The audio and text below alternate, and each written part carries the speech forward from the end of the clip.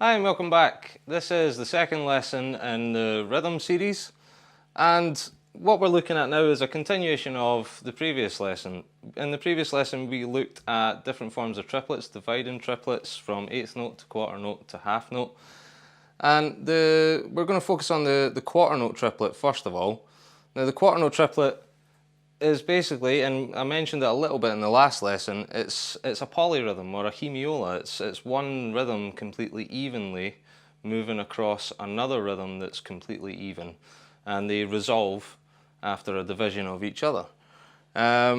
So what a quarter note triplet is essentially is a 3/2.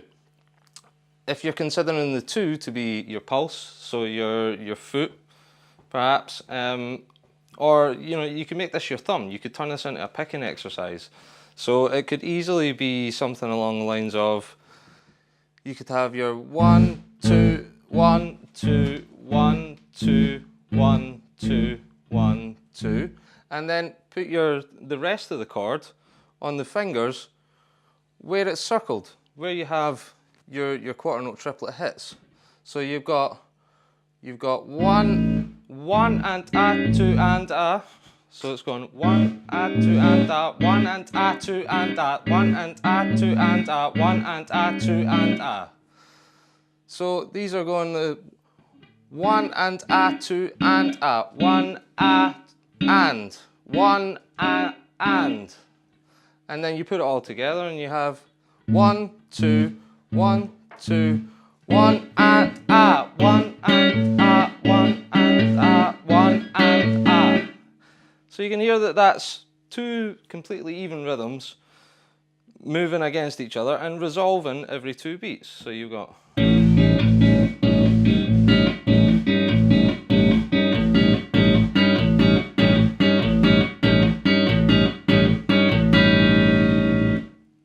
or it could just as easily be inverted in a sense.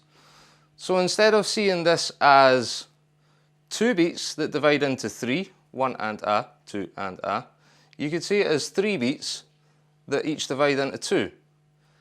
And then you could put emphasis on the 2/3. Now this is something that feels more straight time, and it will resolve after 3 of your thumb or 3 of your pulse.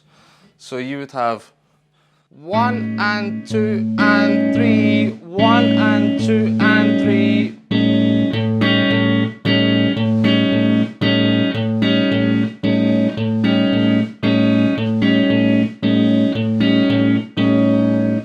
So quite different sounds, one of them straight, one of them swung, but what you've got is 2 situations where you've got completely even rhythms floating across each other.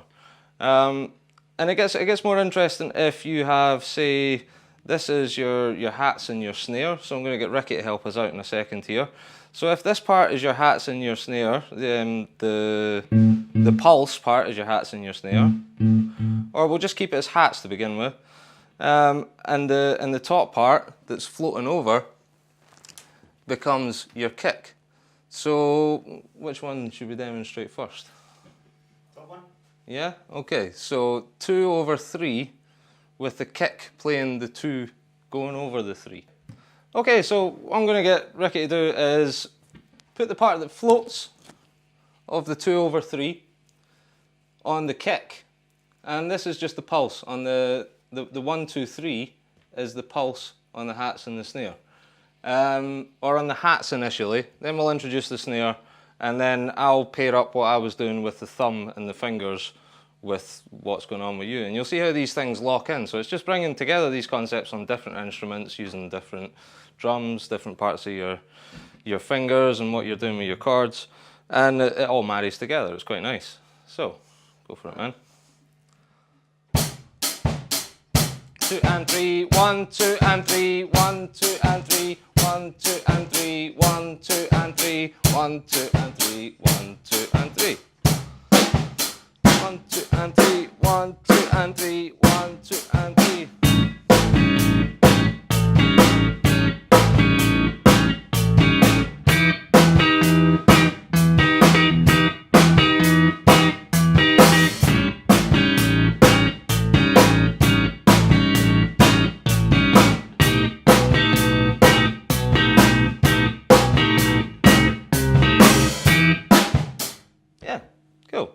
So that's the effect that you get from that.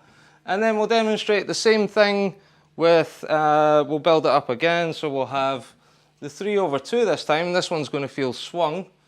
So that's going to be like 1 and a 2 and a 3, a 2 and a 1 and a 2 and a, and so on. And I'll do the same thing. We'll bring in the snare. We'll put those chords over the top, and you'll see the feel difference basically. All right, Ricki, take it away.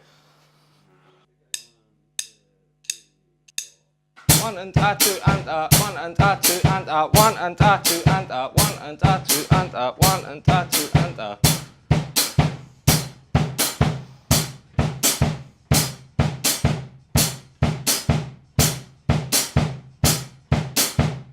We'll bring the snare in as well, and try the whole thing. We'll do the same thing with the chords. I'll put my thumb and fingers into that, and we'll see what sort of music that makes. Cool.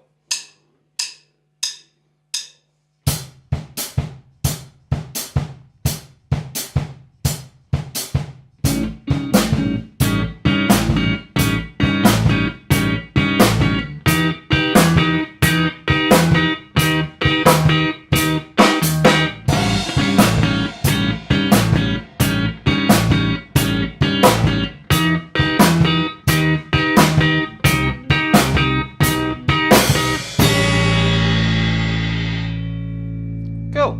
So, yeah, two completely different feels, two completely different hemiolas. One's basically an inverted version of the other, but they have really different musical effects. So that is 3/2 and 2/3. Thanks very much for watching. Thanks very much, Ricki. Cheers.